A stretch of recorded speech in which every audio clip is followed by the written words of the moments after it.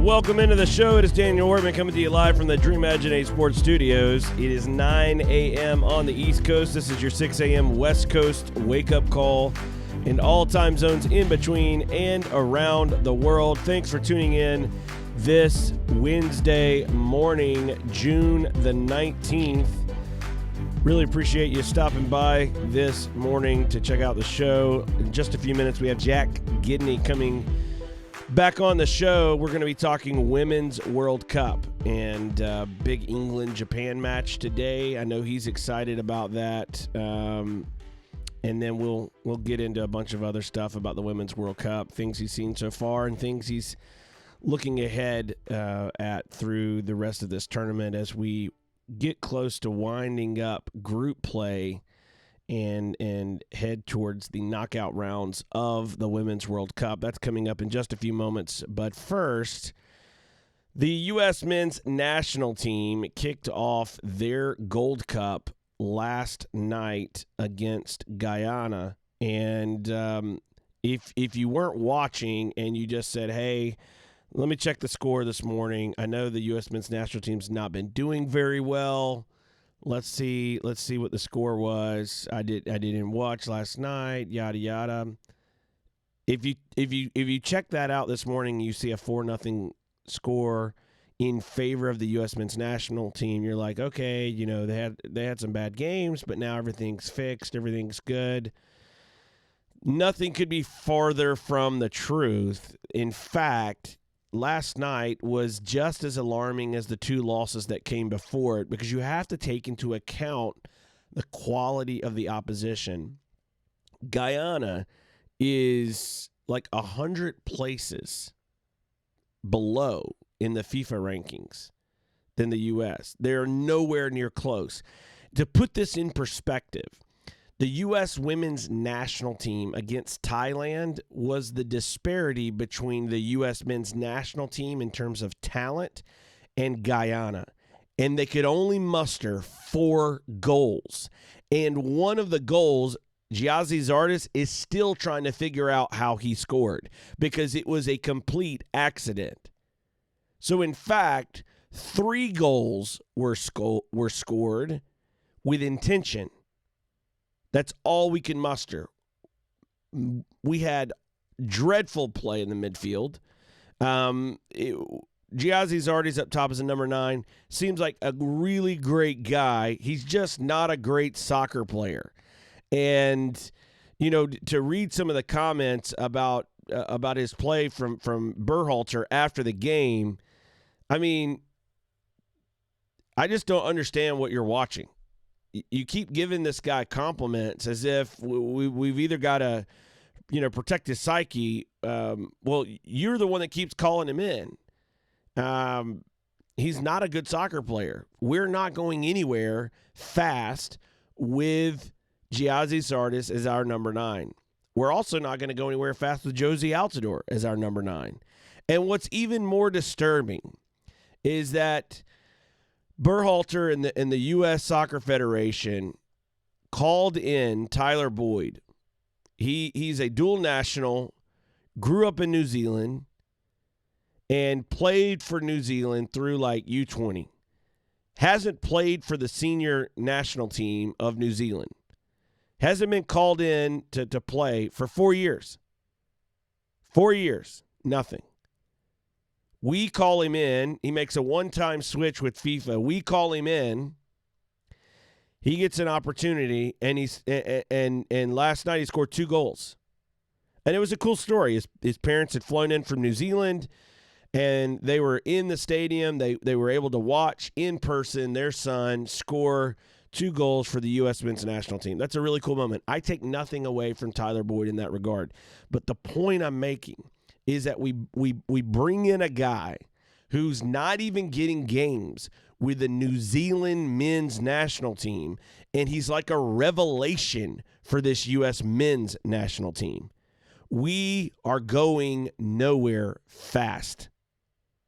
It is not a good place to be right now for the U.S. men's national team.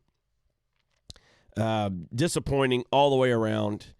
You look at the scoreline, you go, well, it was a win. It was 3 points in group play, opening up their Gold Cup, and they score 4 goals. How could you be so down on this team? But the truth is, it was a dreadful performance. Guyana's just that bad, and this men's national team is not very good. And you know, when you look at the way that Berhalter says he wants this team to play, I don't know. I don't see it. I don't see the players able to execute on that level. When you keep calling in Major League Soccer players and asking them to try to play a positional and possession-based form of soccer, they're not up to that. Plain and simple. We're just not good enough. And it's laughable that we have a player like Josh Sargent who's left out of this Gold Cup, called into camp, and you're playing Giazzi Zardes. I mean, it doesn't make sense. There's no football sense in this at all. None. Zip, zero, nada. Ridiculous. In my view, it is such. Unless Josh Sargent has an injury that we are unaware of, it's such a disrespect to the U.S. men's national team fans to be calling in Josie Altidore and Giazzi Zardes over Josh Sargent. The kid is a young talent. He's playing in Germany. Quite frankly, our U.S. men's national team is not in any position to be challenging for any World Cup anytime soon. If anything, the next big thing over the horizon is next summer with the Olympics. Our men's national team should basically be a preparation for the Olympics right now. So we should be bringing in players eligible to play for the Olympics and put all of our focus and concentration on that. Maybe you sprinkle in 1, 2, 3, or 4 others, but keep the team young and just take our lickings, but know that we are putting together a team for the future, because the bringing in talent that was around when we didn't qualify for the 2018 World Cup and wasn't getting us anywhere fast, and continue to bring them in is just, that's not, it's not like they're going to lead us anywhere. It's not like they can show the way to these younger players. They've not had careers that these younger players want to mimic. These younger players are trying to get out of the environments that these older players are in and get to Europe because they've seen it for themselves. It's ridiculous. Absolutely ridiculous. Another thing that we saw yesterday that came out, and I tweeted a little bit about this as well, is Glassdoor.com. If you have not checked out Glassdoor.com, it has some very unflattering reviews from current and former employees of U.S. Soccer. One of those reviews said this, that there's no expectation for managers to be good managers. The business of soccer is all that matters, not the people who make it happen. Culture of fear and intimidation, particularly within the commercial side of the business, because of who it reports to, Chief Jay Berhalter. Yes, the same Jay Berhalter that is the brother of the U.S. men's national coach, Greg Berhalter. Yes, men's national team coach Berhalter's brother. We are okay with nepotism here. Jay Berhalter is a non-leader who does not know how to inspire, is belittling, unapproachable, mean-spirited, and to make it worse, he is the self-appointed CEO, so if he doesn't like something, it's not happening, and your idea is dumb. It appears that current CEO Dan Flynn allows this to happen, or more likely, everyone has been too afraid to speak up.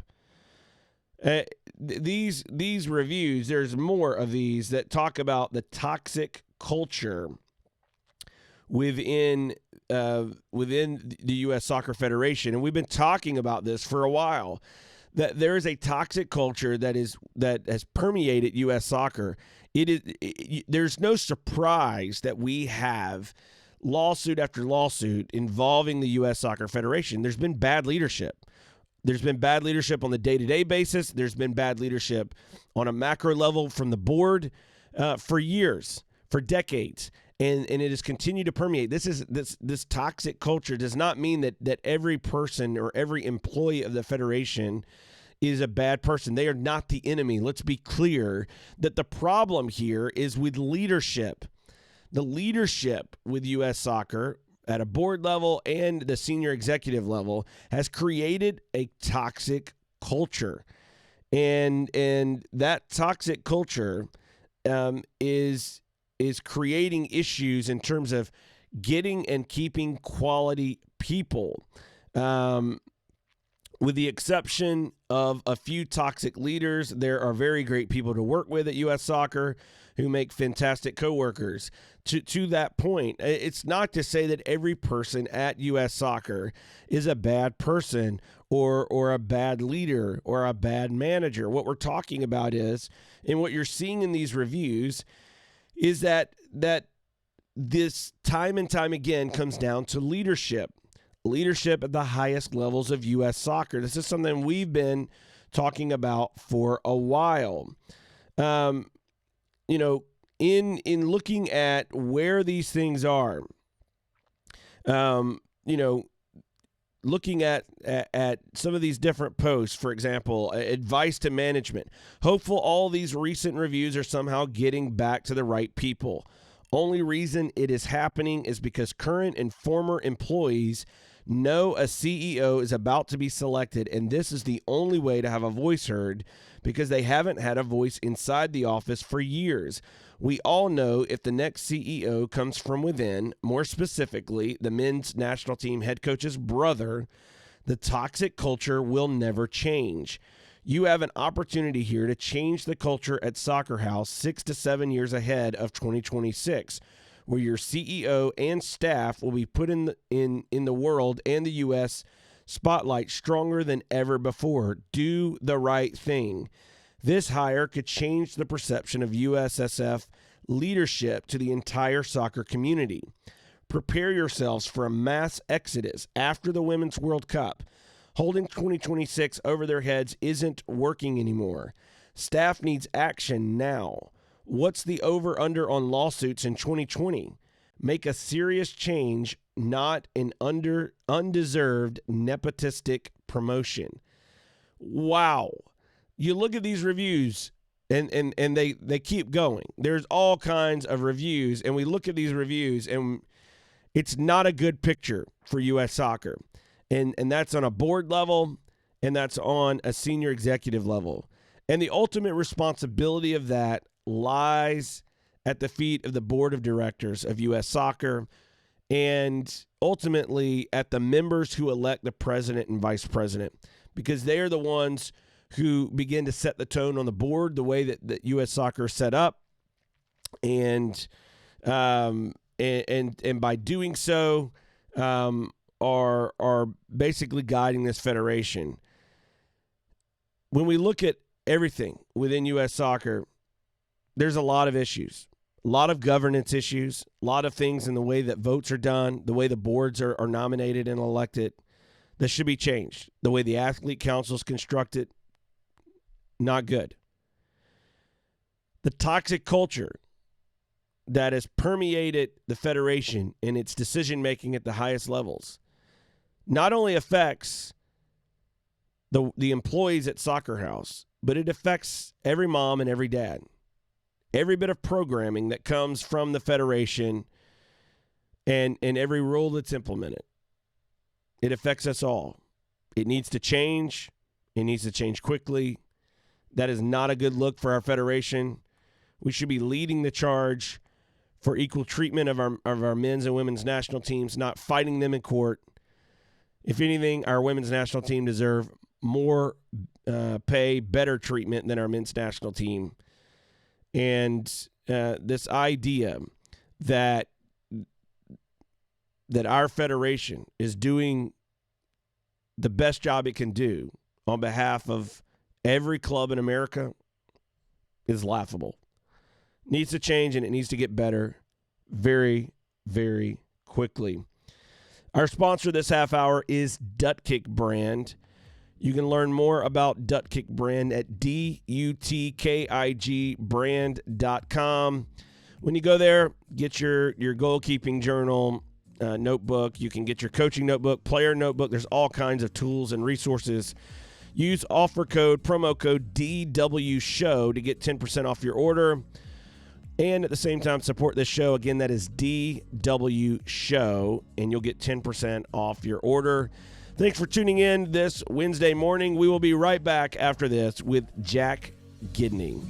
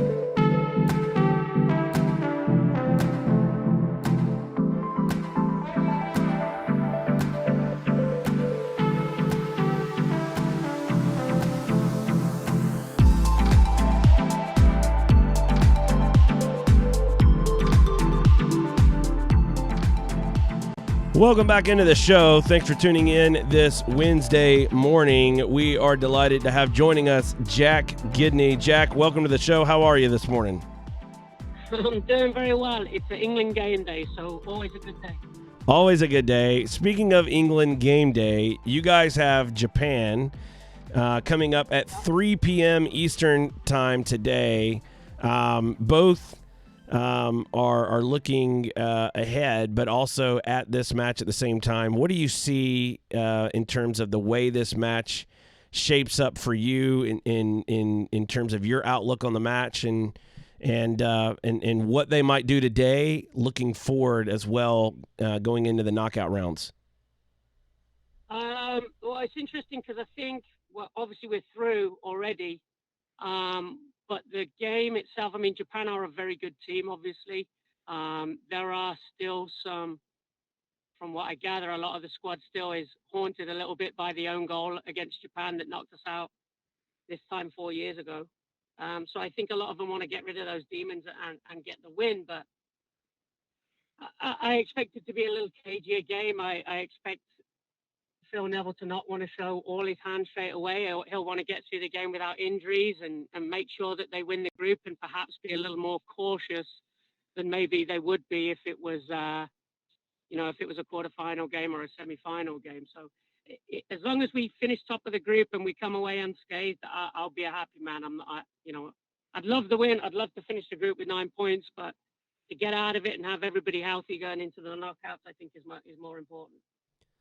What have you seen so far from this England team in terms of the way that they have played, the way they've performed? Have they met expectations? Have they met your expectations?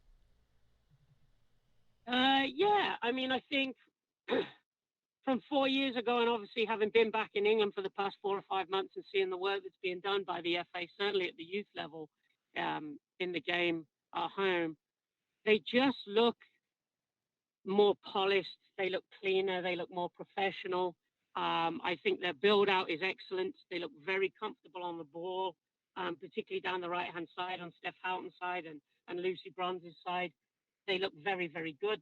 They rotated 3 or 4 players in the squad the other day and didn't really seem to drop off at all. They're playing a good, comfortable, professional, slick football. I think we can be cleaner in the final third. I think we could be much more clinical I think the Argentina game for me was closer than it needed to be, and I think the Scotland game should have been over long before we started to drop away in the second half. Um, but it's nice football. I'm enjoying watching them play football. And there's a few teams in this Women's World Cup that I think are playing really attractive, progressive, entertaining football. I think I counted yesterday, or yeah, yesterday. I think was the first time in the tournament somebody had got called up for diving. You just don't get it anymore.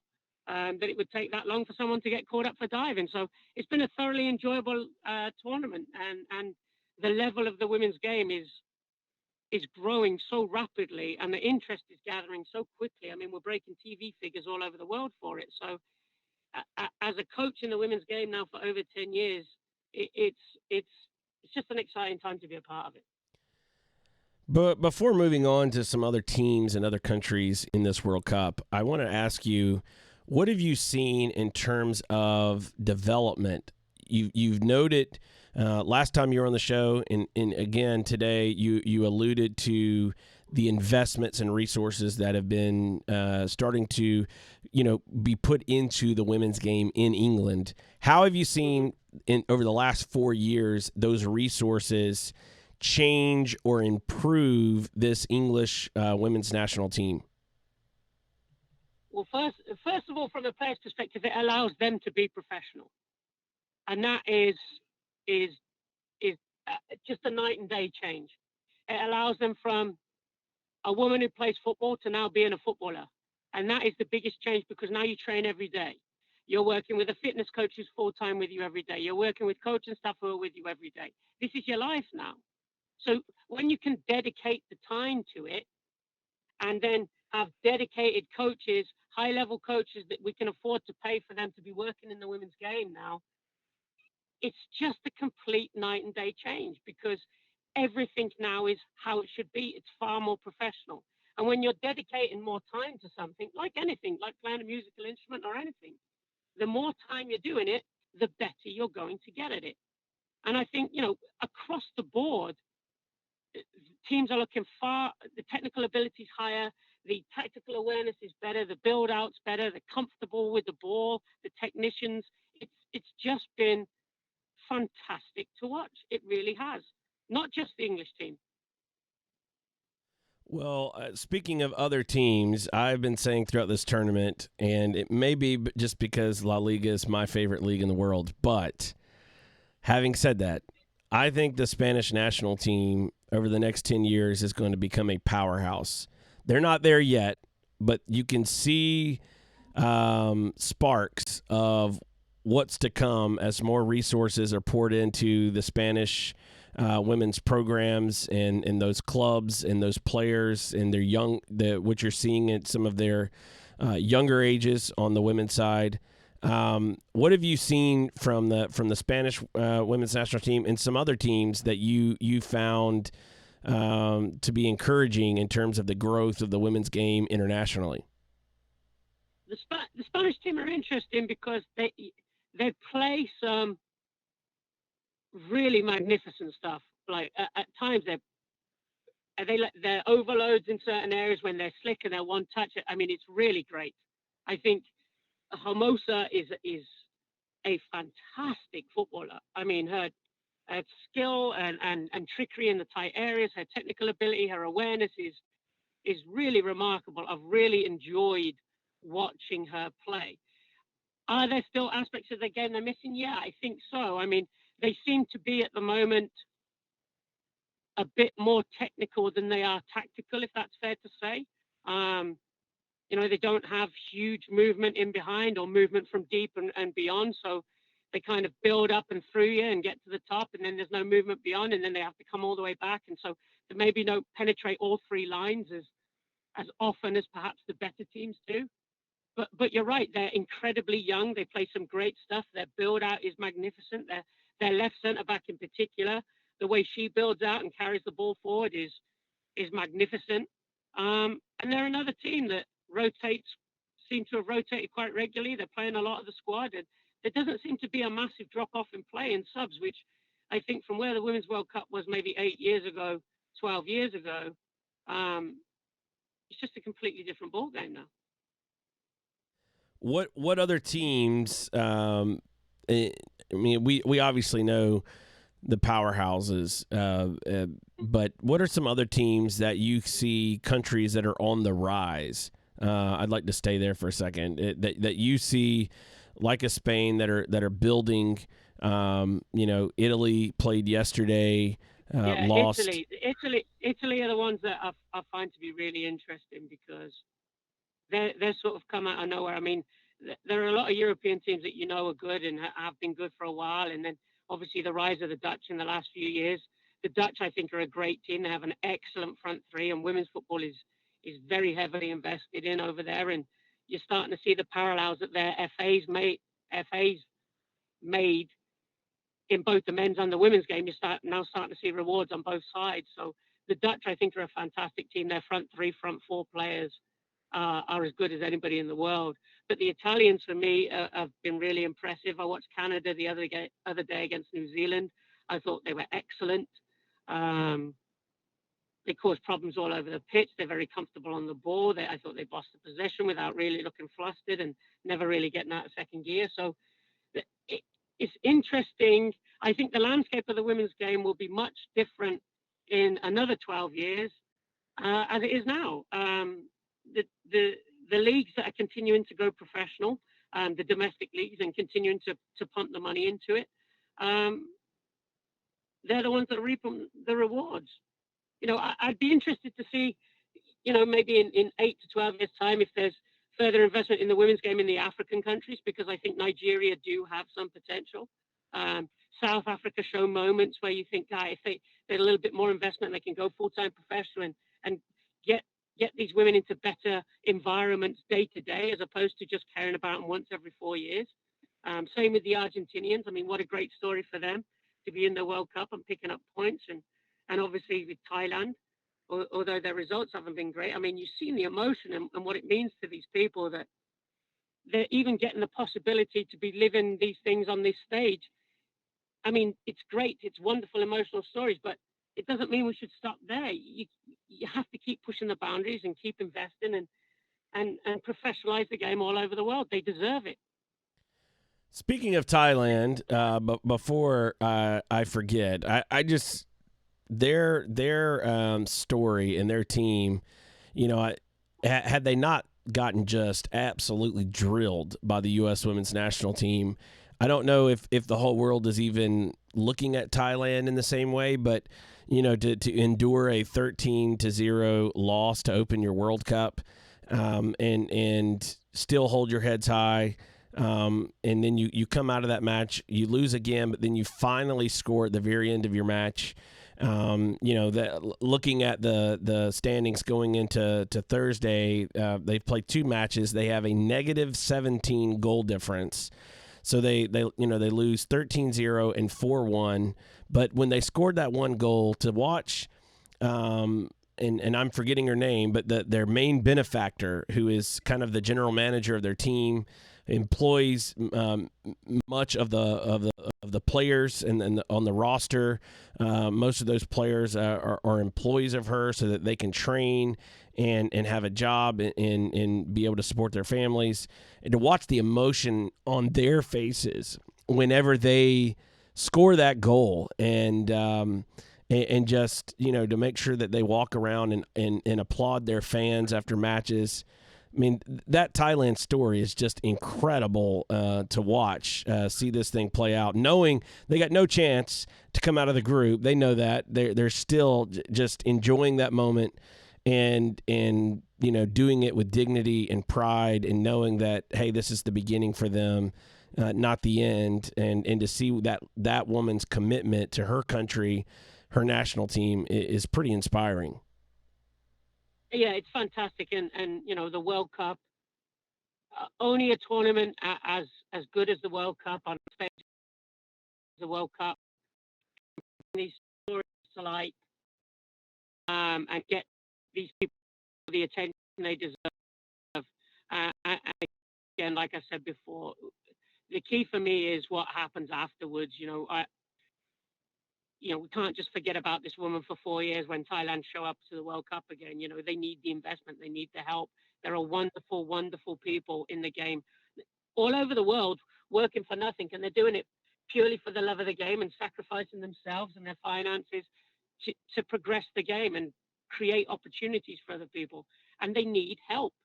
And hopefully getting the spotlight at something like the World Cup drives people to want to get involved and continue to help grow the game because, it's thoroughly deserved.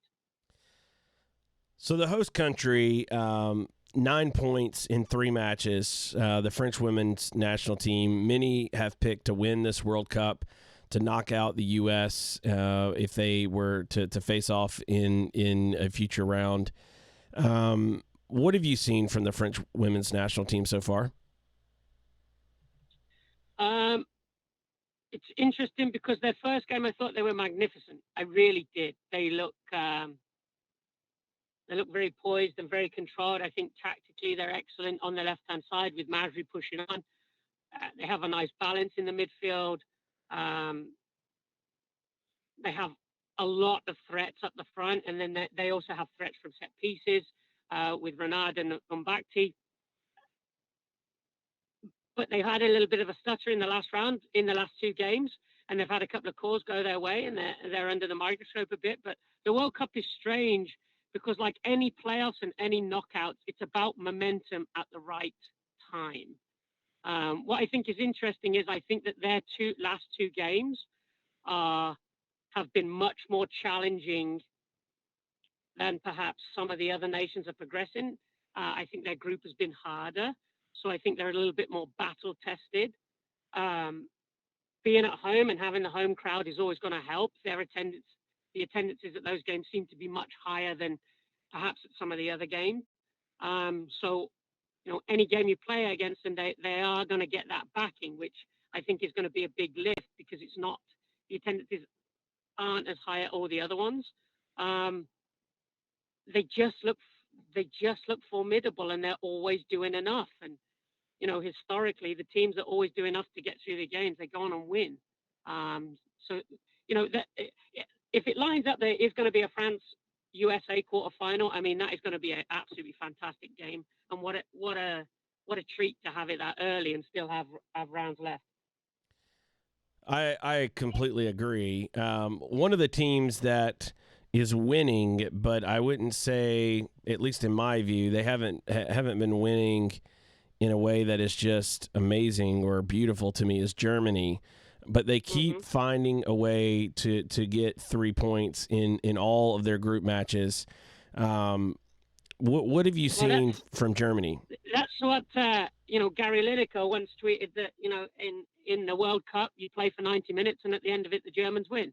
They just always find a way to get it done. They play a little bit old-fashioned and 2 wingers, and the Germans, I don't know what it is about them. It's in their DNA. They show up at World Cups. They've done it on the men's side for years, and this women's side continues to do it. What is interesting is they seem to be a team that are gathering momentum. They are getting a little bit better every game, and those typically are the teams you have to worry about because they peak at the right time and they start to push away at the right time and just start to click as it goes along. Those are the teams you got to watch out for. The teams that go out and peak in their first 2 games, they tend to drop away. So the Germans are certainly flying under the radar at the moment, and I'm sure if you speak to anybody in Germany, they're more than happy with that.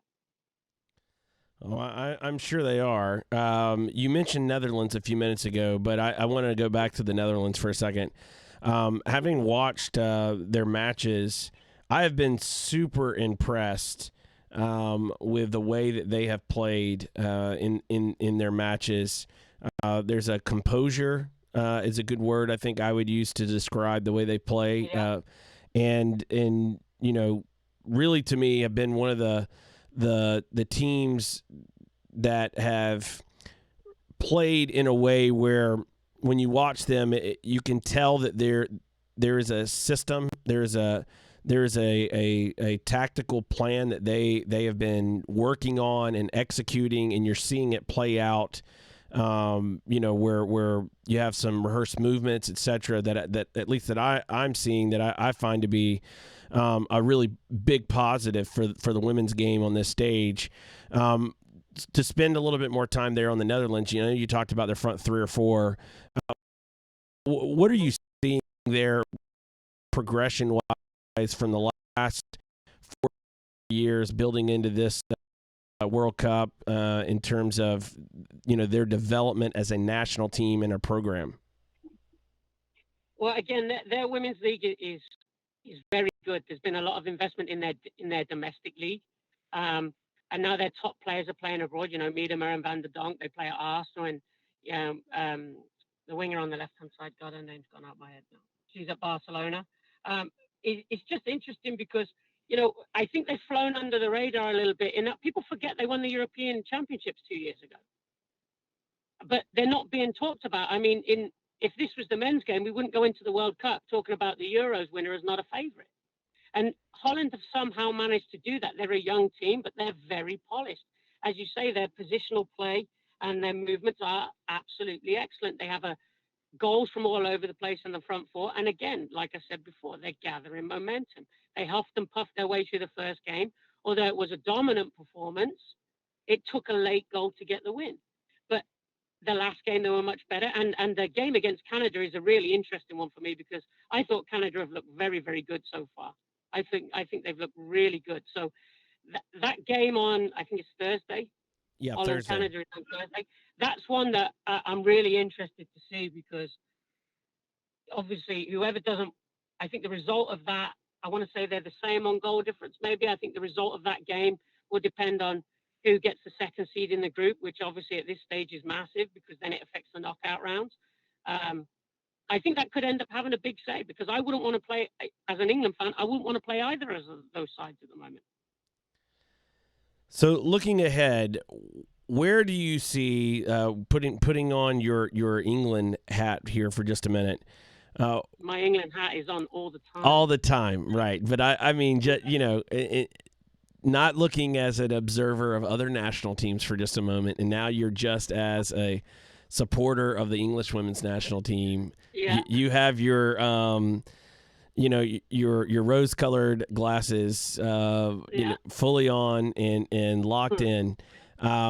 Where do you see potential hiccups for this women's national team going forward? Are there certain teams that you think they don't match up well against, or do you think that it really doesn't matter if they play their A game, they've got a chance in every match, or do you see a potential team or two, hey, if they face them, that's going to be a really, really tough task for them?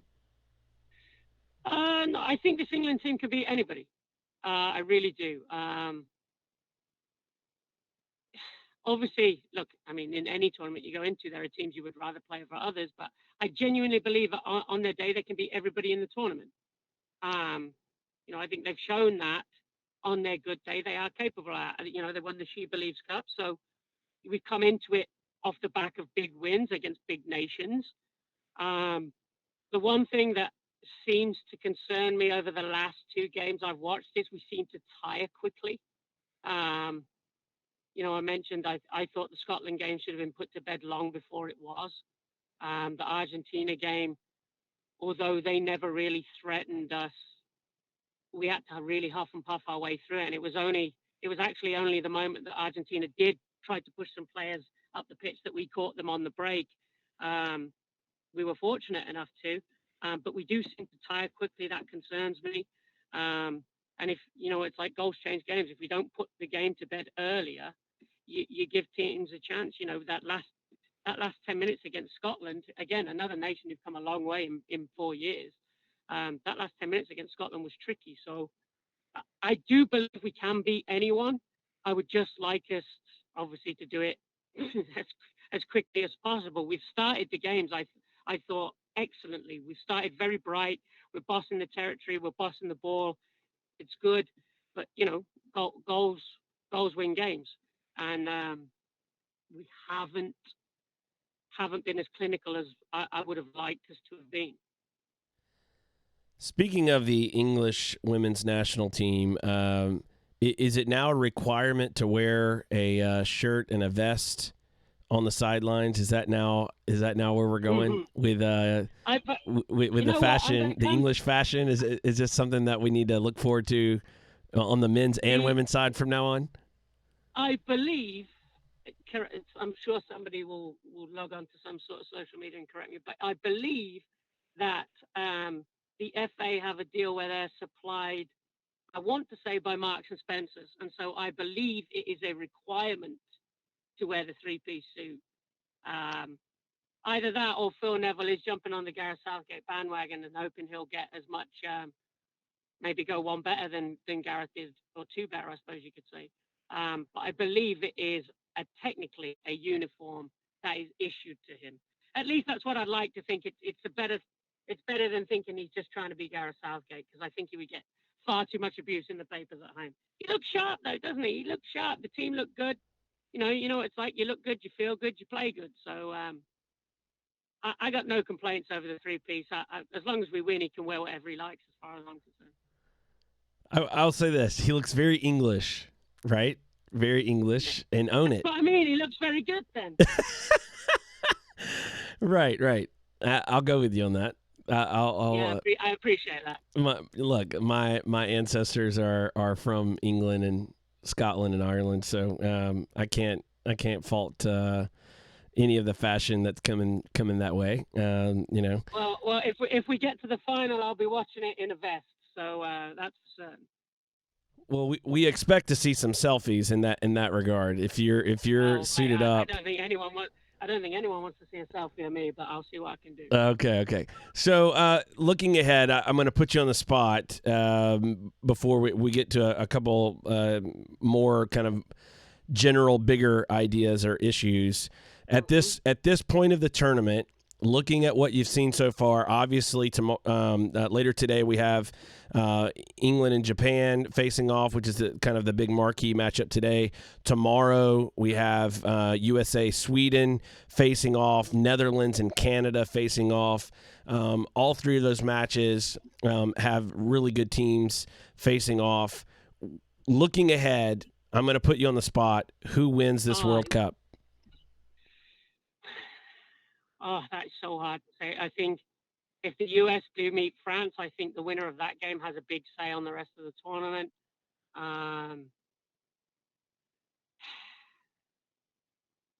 At this point in time, I'm going to say England because, one, I'm biased, and two, it's far too close to call. So me going with England, at least I can claim that was my heart making the decision rather than getting it wrong with my head. But at this point in time, I genuinely think it's far too close to call. Far too close to call. I think there's about 6 teams that could win it, which makes for an absolutely fascinating tournament. Fascinating tournament. But I'll go with England. Okay. I like where you're going there. I like where your heart's at, and you're honest about it, and all of that. So I want to, but before we wrap up, I want to ask you in terms of what we're seeing, some bigger issues here in terms of the women's game. Obviously, you have a history in the United States, coaching, working, developing players. You know the U.S. game very well. On the men's and the women's side, you know, and been in a part of the country where the game is better than most areas. When with what you know about U.S. soccer and the men's national team, women's national team, you have the lawsuit for equal pay. What are your thoughts on that in terms of a U.S. issue in the treatment of the women's national team compared to the men's national team? I think it goes beyond the U.S. soccer because, look, obviously the U.S. women deserve equal pay. There's no doubt about that. If anything, they've probably got a case that they deserve higher pay. I think the problem goes beyond that. I think it comes down to prize money from FIFA and allocations and all that kind of stuff. And until we get a parity on the world level, well, then any difference anywhere else is a drop in the ocean. I mean, for the World Cup winners in the men's game to earn a certain amount, but the World Cup winners in the women's game to earn much less it's not right. And I think that's the problem that the US have, because again, I'm sure someone will correct me if I'm wrong, but I think it comes down to the prize money being allocated by FIFA, and then US soccer passing the buck. But again, that's a problem because the US women's national team is one of the most dominant sports teams, period, in the world, in history. So for them to be earning much less it's uncomfortable. It's very uncomfortable. It's not right. And they should be fighting for it. I'm surprised that it's taking a lawsuit for it to get that awareness, and I'm surprised that they haven't reacted quicker than they have, and that it's still ongoing. It's just very, very uncomfortable. Well, I mean, anybody that follows U.S. soccer is not really surprised it's taking this long. They'll probably lose a lawsuit and still try to delay. I hope not. I hope not. But I agree with you. It wouldn't surprise me. So another topic. Ada Hegerberg, who Norwegian professional footballer for the audience, Yeah. Ballon d'Or winner, boycotted this World Cup. What are your thoughts on her boycott and not showing up, not playing? I admire her for it. She's got her reasons. She's sticking to them. She sacrificed herself. I mean, I think you talk to any professional in the game, whether they be a coach, a sports scientist, a physio, or a player, whatever it may be, the chance to go and be part of a World Cup is quite literally everybody's goal. So for her to sacrifice that to make a stand for what she believes is right, fair enough. Absolutely fair enough. She has a right to do that, and I hope that someone, particularly as high profile as her, making a stand, does make a change with her particular FA, and it does get the recognition it deserves. You mentioned the FIFA prize money and the allocation money that goes out to the women's national teams that compete in a women's World Cup versus the men's national teams that play in the men's World Cups. What do you see going forward? Do you think that we see enough political pressure around the world that this starts to balance out, or do you think this is still something 4 years from now that's going to be a major problem? No, I think it'll be. Unfortunately, I think it'll still be a major problem in 4 years. And the reason for that is I think to say political pressure is interesting, because when politics come into it, there's some sort of agenda, and I don't think there should be some sort of agenda. I think it should be done because it's the right thing to do. It's the same tournament. It's the same game. It's 11 people on the field, on a team. It's 22 players on a field, 3 referees and VAR and 2 goals. It's the same game. It just sets a bad precedent that has a knock-on effect where it's not ripples, it's waves. And until the people at the top of the game, like anything, like any national federation or anything, the decision makers are the ones that decide what happens next. And until the decision makers sit down and agree that it's the correct thing to do, that they should be treated as equal, well, then we are going to have this problem. So looking at the U.S.-Thailand match, switching gears here, cold turkey, 13 goals in that game. A lot of criticism for the celebrations. Where do you land on all that? Look, it's a personal preference. I think they can score as many as they want. I think they can score totally as many goals as they want to score.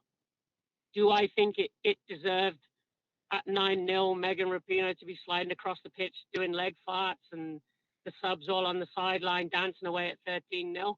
Me personally, no, I didn't. I wouldn't have had my teams do it.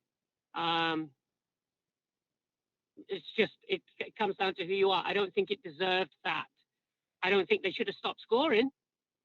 Um, but that's my opinion on it. It comes down to where you are as a person and what you believe is wrong and right, and what what perspective you look at it from. You know, from a coaching perspective, I'd have toned it down anyway because I wouldn't have wanted to give all my things away in the first game when I wouldn't have needed to. You know, they were still running set piece plays. I mean, they ran what was clearly a rehearsed set piece. I think at about 10-0, and I thought, well, all your opponents now know that that's one of your rehearsed set pieces and you've just used it at 10-0. I mean, you know, things like that for me personally don't make sense. I'd have perhaps used my subs a little different to get people some legs. You know, they took a centre back off and put another striker on at 9-0, and I thought, well, why? Just purely from a tactical coaching point of view, the decisions didn't make sense to me. So there are a lot of things that I didn't like about it that made me very uncomfortable, that made uncomfortable viewing. I think that opened the game up to harsh criticism. I've been disappointed to read things that say it's only being criticized because they're women, because I don't think that's true at all.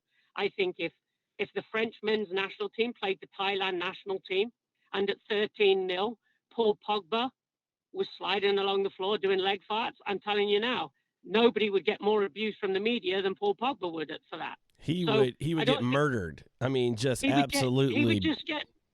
If Paul Pogba was pressing high at 12-0, winning the ball and scoring a goal for 13-0, and then had the entire bench on the sideline dancing, I can guarantee you the papers, the TV would be after him. I mean, that guy had one of his best seasons in the Premier League on the stats wise, and he's still getting killed in the papers. So it's really got nothing to do with the gender on that. It's just got to do with how you view the game, what you think is important, how you believe, what you believe is respectful and not respectful, where you believe the boundaries are on what is necessary and what isn't necessary. Again, the coaching decisions on what you think is the best decisions for the team in the long run, as opposed to perhaps just that game. Can you bleed players? Can you use players? Can you tactically look at other things when you're 8-0 up? It just depends entirely on the approach. There are so many variables to it. But for me personally, I was pretty uncomfortable. So when you look at the U.S. women's national team, they've benefited from Title IX, from the college system in America, while other countries were basically asleep at the wheel, not putting resources into their programs, not really valuing women's football, or having teams at their clubs for female players to play on, etc. Now you're seeing countries, and we've talked about this today on England. You're seeing resources in Spain, in France, in Italy, the Netherlands, other countries around the world that are starting to put money into their programs. What do you see looking ahead into the next 5 to 10 years as more resources are brought online? What do you see first?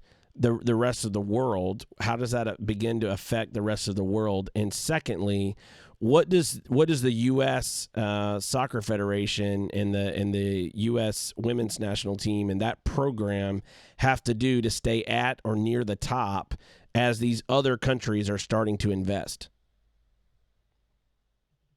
It's such an interesting question, because I actually think we're seeing the rewards of what the other nations, particularly the top European nations, we're seeing the changes in their play, and a lot of it, I think, hinges on this World Cup. I think this World Cup is a massive watershed moment in the women's game, both for TV coverage, both for sponsorship, for styles of play, for coaching, for investment. I think it's a real huge moment.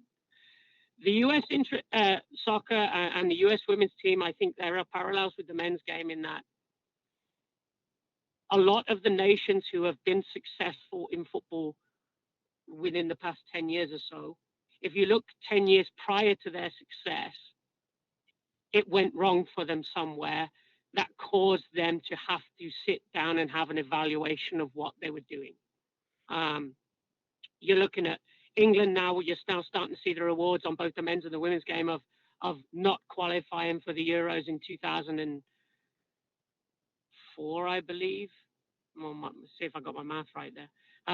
When we lost to Croatia, and it caused a whole FA review and a whole new plan and an England DNA to be brought in. You look at the Germans and their World Cup, and now you're seeing them reboot again. You see Holland not qualifying for a World Cup, and then them have to sit down and review their plan and what they're doing. And now you're starting to see the rewards on both the men's and women's game there. So I think this Women's World Cup is big because if the US were to go out into a quarterfinal to France, it should cause, you would hope, a review.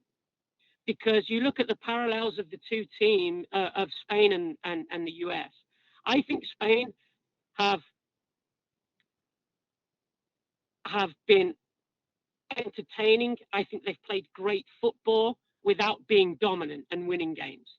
But I think they've been fantastic and they're clearly on the rise. But they haven't. They've huffed and puffed their way through. And then you look at the US blowing teams away, haven't really been threatened, but they haven't really played the kind of football that you think, God, that's very good. Those look like two nations that are going in opposite directions, although the results don't read that way. So sometimes you kind of have to hit the bottom to bounce again. And I think that I think the US going out in the quarterfinal is the best thing for them. I think it's the best thing for the nation, the best thing for the federation, because they should review what they're doing. And I say this as somebody I've done all my coaching licenses in the US, and I've just been back in the UK indulging in the UEFA licenses. And the way the coaching education is done and the system and the structure and how you're educated in coaching is so different, so different. I mean, I've got a college job here in the US at the moment, and I go and recruit, and I go and sit and watch the development academy games, and I'll be honest, everything looks the same. Everything's playing 4-3-3. I could tell you the decisions that every single player is going to make when they get the ball, because US soccer's coaching education is structured for us all to be the same, to all play the same way, to all do the same thing. Well, that's not realistic. So as they get older and become professionals, and you see it with the U20 men's national team in the World Cup, they lose a tactical flexibility. So now, I mean, we're getting kids coming to the college program, 19, 20 years old. They've never played with two up front. They've never played three at the back. They've never played with four across the midfield because they're taught to do the same thing every day. There's no flexibility. There's no difference. It's too rigid. And that in the coaching education is where the difference is made. And I've said it, I've worked in the US for 13 of my 15 years here. I've worked in coaching football in the US. And my genuine feeling is the US does not have a player problem. It has willing players. It has good workers. It has great athletes. It has kids who want to learn. It has supportive parents. It has financial investment. It has everything except the education that those players require to really push them on to the next level. The level of player in this country far surpasses, I'll rephrase that, the potential of player in this country far surpasses the level of coaching, and particularly the level of coaching education that is offered to the community. And that is, I think, where the US falls short. And so the next 10 to 15 years is that's hard to say at this point, because if the US go on and bludgeon their way through the tournament and win another World Cup, then it's very easy for the US Federation to step back and say, well, everything's okay. But at some point it will go wrong. They will get surpassed. I personally believe it will be this World Cup. I've seen enough from the other nations to think they're doing enough here that they're going to catch them out. They're going to catch them cold. I think that would be the best for the US in the long run. But whether it happens or not, I don't know yet. We'll have to have a chat about it at the end of this World Cup. And we will definitely look to have that chat here at the end of the World Cup, especially if your heart prediction of England winning the World Cup comes true on French soil. I don't know that you could get anything sweeter for you as an Englishman to watch them raise the cup. if we did it in Germany or on Argentinian soil, I think as an Englishman in football, we might enjoy it just a touch more. But listen, we've only got one full international World Cup to our name. So if we can add another one, I'll be more than happy. Absolutely. Well, Jack, thanks for coming on the show today and spending some time with us. And we will look to catch up again very soon.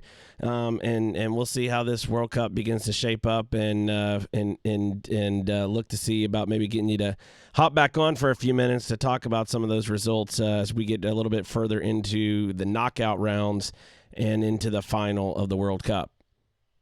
Fantastic. I'm off to put my vest on for today's game. You do that, and good luck with your game today. Thanks, Daniel. I appreciate it. All right, man. Thanks for coming on. That was Jack Gidney. Always great to talk to him. Really appreciate his time. The sponsor for this half hour is Charity Water. You can learn more about Charity Water by going to charitywater.org. Again, that is charitywater.org. They provide clean drinking water to people all over the world, and they are changing villages one person, one village at a time. They are changing the world, and you should check them out at charitywater.org. We'll be right back after this.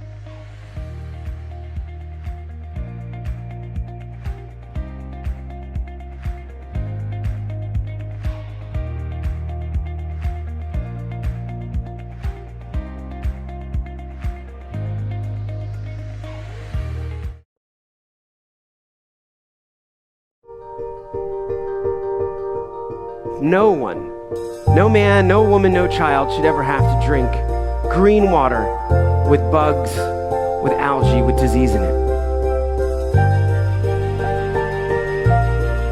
Bad water and a lack of toilets kills more people than all the wars in the world. We know how to bring clean drinking water right now to every single person on earth. And when you can bring water into communities, it truly transforms them. It changes everything. Or you could know that you'd made a difference. You could know that you had truly impacted the life of a family, of a community, of a region. There was either clean water or there wasn't. We believe in a world where every single person has clean and safe water to drink, and we will continue fighting until that happens.